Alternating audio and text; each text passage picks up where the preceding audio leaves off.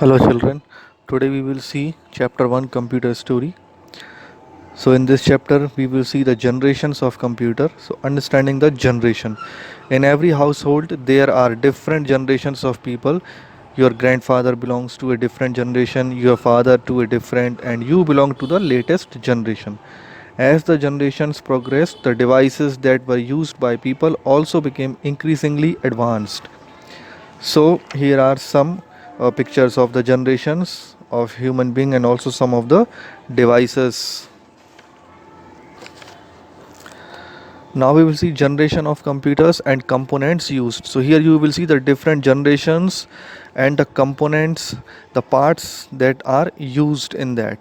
So the first generation computers from 1940 to 1956, parts that is used is vacuum tube. This is the first generation computers used vacuum tubes, very large in size. These were slow and generated a lot of heat.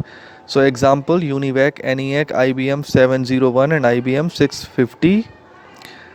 Second generation computers from 1956 to 1963. Parts used are the transistors. So these used magnetic tapes and punch cards to store the data. So second generation computers use transistors and were smaller in size and faster in speed. Examples are IBM 7090, IBM 7094 and UNIVAC 1108. Now third generation computers from 1964 to 1971. So parts used ICs, that means integrated circuits. So these were smaller and faster and could do more complex work. Example is IBM 370. Now fourth generation computers from 1971 to present.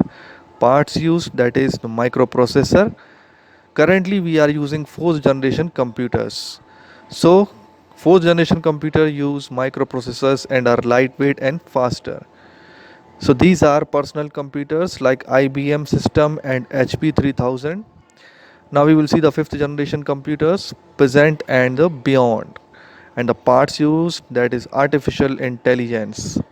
So these are still in the development stage and these will take decision based on stored data. Example we can say the robots are the example of AI.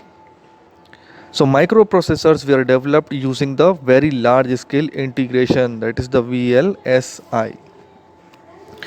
Now we will see here the classification of the computers. So here computers can be classified on the basis of their size and the speed. So first one is the microcomputers. Microcomputers are small computers whose CPU is a microprocessor and contained on a single integrated circuit chip. So these computers are also called personal computers. So examples are desktop, laptop, tablet, PC, smartphones. These are the example of microcomputers. So what is a workstation? A workstation is like a personal computer, but it has a more powerful microprocessor and in general a higher quality monitor. Now next we will see the mini computers. Mini computers came into existence in 1960s. Mini computers were powerful and available at a reasonable price, so users switched over to them. The mini computer has become less important since the PC has become so powerful on its own. So the present day PC is much more powerful and compact than the mini computers. So mini computers are normally referred to as mid-range servers now. So these were used and came into existence in 1960s.